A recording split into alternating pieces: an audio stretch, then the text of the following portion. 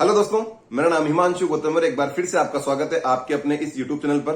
दोस्तों, उम्मीद है कि आपके सीजीएल 2024 की तैयारी बहुत अच्छे तरीके से चल रही होगी और तैयारी अच्छे तरीके से चलनी भी चाहिए। क्यों? क्योंकि भाई अभी आपने देखा होगा जितने भी आरटीआई के रिप्लाईज आ रहे हैं वैकेंसी को लेकर वो काफी अच्छे आ रहे हैं और 10,000 के पार वैकेंसी होने की पूरी पूरी संभावना है कि हाँ, जैसा आरटीआई रिप्लाईज को देख के लग रहा है कि 10,000 के पार वैकेंसी आ सकती है। और उसमें भी अच्छी बात क्या है ना कि ऐसा नहीं कि 10,000 vacancy 2400 grade pay 2800 grade pay की आ रही है, लगभग 4-4,500 वैकेंसी तो 4600 ग्रेड पे की आने की उम्मीद है। ठीक है, 4600 ग्रेड पे जिसमें आपकी इंडियन सैलरी अगर आप किसी एक्स सिटी में या वाई सिटी में पोस्टेड हो तो आपकी इंडियन सैलरी लगभग 70,000 के आसपास होती है। ठीक है, तो उसकी भी लगभग 4-4,500 वैकेंसी आने की संभावना है। जो आपके जीएसटी इंस्पेक्टर होते हैं, चाहे आपके इनकम टैक्स में इंस्पेक्टर होते हैं, चाहे आपके एएसओ होते हैं जो सीएचएस में होते हैं या एमईए में होते हैं, उनकी वैकेंसी लगभग 4-4,500 के आसपास होने की संभावना है। तो भाई अच्छा मौका है, तैयारी करते रहो और अपनी जो भी कमियां उनको सुधार के आगे बढ़ते रहो। दोस्तों, आपको पता है कि मैंने भी अपने टाइम पे कुछ सालों पहले सीजीएल के एग्जाम दिए थे, तो उसमें मैंने 3 बार प्री का एग्जाम दिया।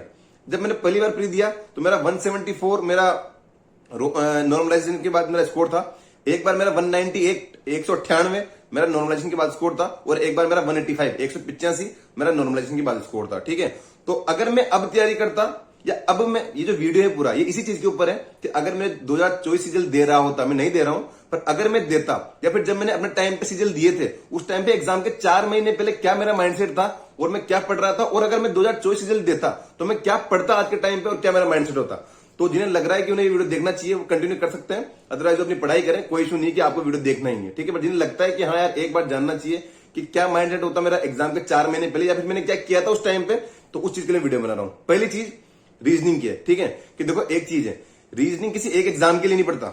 ऐसा नहीं कि मैंने सीजीएल के लिए रीजनिंग पढ़ी थी, उस टाइम मुझे पता है कि एनटीपीसी का एग्जाम भी रहा था उस टाइम पे 2019 में। ठीक है, तो ये था कि रीजनिंग का आप डेली 50 क्वेश्चन पढ़ते रहो, चाहे आपके जो आप मॉक लगा रहे हो उनमें चाहे कितने नंबर है, 35 नंबर है तो भी अच्छी बात है और 50 आउट ऑफ 50 आपका स्कोर आ रहा है तो भी अच्छी बात है, पर डेली के 50 पार तो आपको रीजनिंग के क्वेश्चन करने ही है, चाहे 1 घंटा लगे, चाहे 1.5 घंटा लगे, चाहे कितना टाइम लगे आपको। इनिशियली टाइम लगता है पर धीरे धीरे टाइम कम होता जाता है, फिर धीरे धीरे एक क्वेश्चन और 1 मिनट पे आप पहुंच जाते हो कि आप रीजनिंग के 50 क्वेश्चन की प्रैक्टिस करनी है आपको तो आप 1 घंटे में कर लोगे बड़ी आसानी से। ठीक है, तो मेरा ये टारगेट था अगर मैं सीजीएल 2024 देता तो मैं डेली के रीजनिंग के 50 क्वेश्चन तो लगाता, चाहे मेरा स्कोर 50 में जब 50 आ रहा था रीजनिंग में, क्योंकि ये ओनली सीजीएल के लिए नहीं है, सीजीएल, सीएचएसएल, सीपीओ या फिर एनटीपीसी के आने वाले एग्जाम में देता।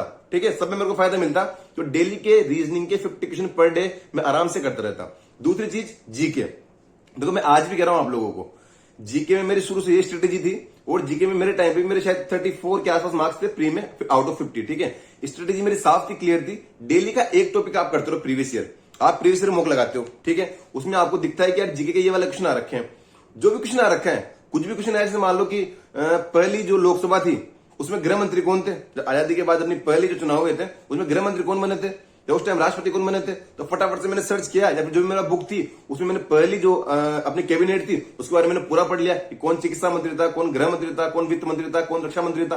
क्या पता पिछली बार गृह मंत्री पूछा तो क्या पता इस बार वित्त मंत्री पूछ ले।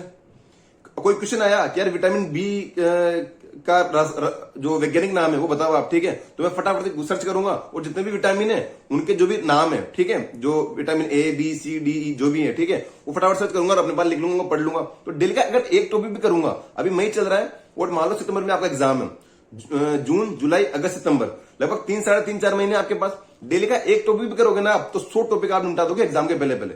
हाँ, ये बात भी सही है कि कुछ टॉपिक बड़े होते हैं। ठीक है, तो 2 दिन में एक कर लो, तो डेली जीके का एक टॉपिक या 2 दिन में एक टॉपिक कर लो आप। तो मैं जरूर करता, वो प्रीवियस ईयर पेपर में देखता मैं और आगे उनको गूगल पे सर्च करके या फिर किसी बुक से सर्च करके मैं उनको पढ़ाई करता।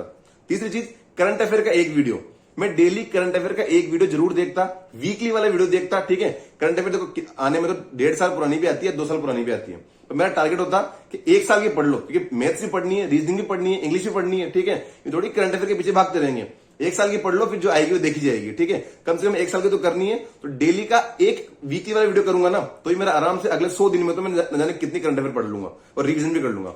तीसरी चीज, मॉक टेस्ट। देखो मैं आपको कहता हूं कि डेली का एक मॉक लगाना ही, किसी भी हालत में प्रीवियस ईयर वो लगाना ही, चाहे आपने लगा चुके हो चाहे पीडीएफ से आपने सोल्व कर लियो, डेली का एक मॉक टेस्ट आपको किसी भी हालत में लगाना ही। कुछ भी टेस्ट बुक के सारे मॉक मिल जाते हैं आपको प्रीवियस ईयर, सीजीएल 2023, 22, 21, 20, 19, 18, चाहे सीएचएसएल के देखोगे ना तो सारे प्रीवियस ईयर मिल जाएंगे, सीपीओ के देखोगे तो वो मिल जाएंगे, रेलवे को देखोगे तो वो मिल जाएंगे। ठीक है, मैंने आपको एक बात बोली कि आपको मेंस के मॉक लगाना चाहिए, पर ये बात भी सही है कि मेंस के मॉक इतना ज्यादा अवेलेबल नहीं है, 10-12 दिखा रहा है टेक्स्ट बुक पे। ठीक है, पर आपके सीपीओ के जो 2 घंटे वाले, क्योंकि प्री हो जाता है ना, उसके बाद खुलते हैं मॉक, ठीक है, उसके बाद आपको मॉक मिलेंगे मेंस के।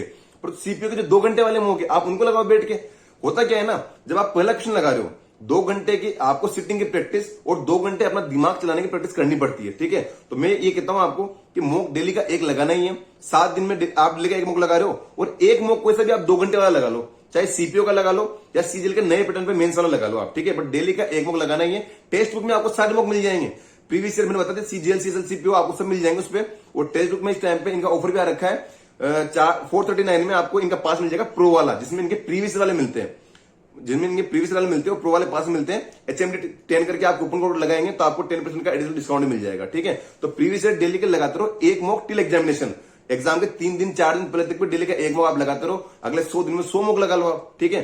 कहीं ना कहीं आपको डेफिनेटली फायदा मिलेगा। आपने आज के स्कोर में और 100 दिन बाद के स्कोर में डेफिनेटली बहुत फायदा मिल जाएगा आपको, अगर डेली का एक मॉक आप लगाते हो तो, ठीक है। तीसरी चीज, अगली चीज जो छोटी चीज है, वो इंग्लिश के बारे में। तो इंग्लिश में क्या है ना, ये चीज है कि रूल्स, अब इतने सारे वीडियो आ रखे हैं, निमिषा मैम के वीडियो आ रखे हैं या विनय सर के वीडियो आ रखे हैं, 120 रूल्स क्या रखे हैं या 150 रूल क्या रखे हैं या 200 रूल क्या रखे हैं, इसके पार तो नहीं है ना। अगर आप डेली के 10 रूल भी करते हो, चाहे वो आप किसी बुक से करो, चाहे आप नीतू सिंह वाली बुक से करो या किसी के ऑनलाइन वीडियो से करो, डेली के 10 रूल भी करते हो आप, ठीक है, तो भी 20 दिन में आप पूरे 200 रूल समेट दोगे ना। किसी के 150 है, किसी के 120 है, किसी के 200 है। पर मान लो हम 200 वाले की बात करते हैं, अगर आप डेली के 10 रूल भी कर रहे हो तो भी 20 दिन में 200 रूल खत्म कर दोगे ना। तो 20 अगले 100 दिन में तो आप 5 बार करोगे सारे रूल्स को। तो इस चीज को समझो, और डेली के कम से कम 10 रूल में यार 15 मिनट, 20 मिनट या 30 मिनट लगेंगे आपको, इससे ज्यादा आपको लगेगा भी नहीं, ठीक है। तो डेली के 10-15 रूल आप करते रहो, ठीक है। अगली चीज न्यूज़पेपर। देखो हम हिंदी मीडियम वालों को तो न्यूज़पेपर पढ़ने का बहुत फायदा मिलता है, एक फ्लो बनता है, चीजें समझ में आती है, ठीक है। तो न्यूज़पेपर को आपको रीडिंग करनी है 15-20 मिनट, जो भी न्यूज पढ़नी है आपको, कि आरसीबी ने पहले क्वालिफाई किया, फिर बाद में आरसीबी राजस्थान से हार गई, कोई भी न्यूज आपको पता है ना, उसी का फटाफट एक पैराग्राफ पढ़ लो, काफी आप लोगों के लिए। अगली चीज है वोकेब, ठीक है। देखो वोकेब इंपॉर्टेंट है, आपको पता है 2 सिनोनिम आ जाएंगे, 2 एंटोनिम आ जाएंगे, 1-2 स्पेलिंग वाले क्वेश्चन आ जाएंगे। मतलब प्री के 25 क्वेश्चन आते हैं ना, उनमें 7-8 क्वेश्चन तो कहीं ना कहीं आपको वोकेब के थ्रू ही मिलते हैं, ठीक है। तो वोकेब के लिए क्या करना है ना, आपको डेली आपकी कोई सी बुक हो, चाहे आप ब्लैक बुक से पढ़ रहे हो, कोई भी आपने वोकेब की बुक पकड़ रखी है, ठीक है, आधा घंटा आप दे दो, आप उसको 30 मिनट, 35 मिनट, 40 मिनट, जितना भी टाइम मिल रहा है ना आपको, उतना टाइम आप उस वोकेब की बुक को दे दो। तो ये चीज करते रहो डेली का डेली, ठीक है। अगला बता रहा हूं मैथ्स का, भाई किसी भी हालत में मिनिमम बता रहा हूं मैं 50 क्वेश्चन पर डे तो आप मैथ्स के करते ही रहो, मॉक के अलावा बता रहा हूं। पर यूं नहीं आप 25 क्वेश्चन मॉक वाले जोड़ दो और 25 और लगा के हिमांशु भैया ने कहा था 50 ये लोगे 50, ठीक नहीं। 50 क्वेश्चन मैथ्स के आपको लगाने ही है। जो आपको नहीं आ रहे उनको एक के क्वेश्चन को पकड़ पकड़ के सोल्व करना है अच्छे से। जो उसमें रूल लग रहा था या जो चीज आपको थ्योरी उसकी नहीं समझ में आ रही थी, उसको नोट डाउन करना है अपने नोट्स में, ठीक है। यार इसमें ये वाला फॉर्मूला था, ये मुझे पता नहीं था, इस वजह से मेरा सोल्व नहीं हो पाया, ठीक है। तो उन चीज को नोट डाउन करो अपने पास मैथ्स में, और डेली के 50 क्वेश्चन लगाओ आप। मान लो 50 में से आपको 40 आ रहे हैं और 10 नहीं आ रहे, उन 10 को तो आप बिल्कुल घोट जाओ, क्या क्या गड़बड़ थी, क्यों नहीं आया। डेली के करते रहोगे ना, शुरू में 10 नहीं आएंगे, फिर 9, 8, 7 से एक टाइम ऐसा आएगा कि डेली के आप 50 क्वेश्चन लगा रहे हो और पूरे 50 में से 50 आपको आ रहे हैं। और ये चीज एक ही महीने में लग जाएगी अगर उन 10 जो नहीं आ रहे उनका रिवीजन आप अच्छे से करते हो, ठीक है। दूसरा, शॉर्ट नोट का रिवीजन। मैं आपको शुरू से कह रहा हूं 6 महीने पहले से कि शॉर्ट नोट्स बनाओ। आखिरी के 2 महीने, 3 महीने, 4 महीने पहले शॉर्ट नोट्स ही सबसे ज्यादा काम आने वाले हैं, ठीक है। तो शॉर्ट नोट्स का रिवीजन करो। दूसरों के शॉर्ट नोट डाउनलोड करके उनको पढ़ने से कुछ भी नहीं होने वाला। उस बंदे ने अपने बनाए थे, उसको उसका फायदा मिल गया, उसका सिलेक्शन हो गया, वो आगे बढ़ गया, ठीक है। खुद के शॉर्ट नोट्स बनाओ, कुछ चीजों को लिखो तो ही फायदा होगा, तो उनका रिवीजन करते रहो। और आखिरी बात है कि जितना भी टाइम बचता है, मैंने आपको सारा बताया, रीजनिंग का बताया, जीके का बताया, मॉक का मैंने बताया, इंग्लिश का बताया, मैथ्स का बताया। इसके बाद अगर टाइम बच जाए, क्योंकि टाइम मुझे लगता नहीं इसके बाद बचेगा, अगर बच भी जाए ना, टेक्स्ट बुक्स में उठाओ, subject wise mock, chapter wise mock, 10-10, 15-15, 20-20 minute के तो बहुत सारे क्विज आते हैं टेक्स्ट बुक पे, ठीक है। तो उनको भी लगाते रहो, ठीक है, वहां से बहुत आपको फायदा मिलने वाला है। तो ओवरऑल ये चीजें कुछ स्टूडेंट बोलते हैं यार भैया आपने 10-12 घंटे का टाइम टेबल बना दिया और इतना कौन पढ़ता है। भाई पढ़ना पड़ेगा, ठीक है, इतना ही पढ़ना पड़ेगा जितना बता रहा हूं। अगर आप एक एवरेज स्टूडेंट हो तो इतनी ही मेहनत करनी पड़ेगी। क्यों करनी पड़ेगी आपको पता ना, सीएसएल में क्या हुआ, वैकेंसी तो आई 3700, पिछली बार से तो ज्यादा ही आई, पिछली बार 1200 थी, इस बार 3700 वैकेंसी आई, अच्छी बात है। पर फॉर्म कितना है, 34 लाख फॉर्म है, इकाई, दाई, सैकड़ा, हजार, 10,000, लाख, 10 लाख, 34 लाख फॉर्म है मेरे भाई, ठीक है। तो इतना में अगर 3700 में आपको सेलेक्ट होना है ना, तो इतना ही पढ़ना पड़ेगा, इतना ही मेहनत करनी पड़ेगी। पेपर आपका मिक्स आता है तो मिक्स से तैयारी करनी पड़ेगी। ऐसा नहीं है आज दिन भर मैथ्स पढ़ेंगे, कल दिन भर जीके पढ़ेंगे, परसों रीजनिंग पढ़ेंगे, नहीं। जैसा मैंने बताया आपको ओवरऑल इनको पढ़ना इस तरीके से, मैं गारंटी से कह रहा हूं। सो मैं जरूर करता, मतलब अब आप करो नहीं करो, अगर मैं सीजल देता मुझे अपनी जॉब चाहिए होती, मुझे सिलेक्शन चाहिए होता, तो जो मैंने आगे बताया अभी पूरा टाइम टेबल मैं जरूर फॉलो करता। ठीक है, तो एक बार आप भी ट्राई करो, 1 महीने 2 महीने 3 महीने एग्जाम सामने, मेहनत करते रहो, तैयारी करते रहो। डेफिनेटली जो तैयारी करेगा उसका सिलेक्शन तो होगा, चाहे सीजीएल में हो, सीएसएल में हो, सीपीओ में, या एनटीपीसी किसी एग्जाम में हो, डेफिनेटली सिलेक्शन होगा। तो तैयारी करते रहो, मेहनत करते रहो और आगे बढ़ते रहो।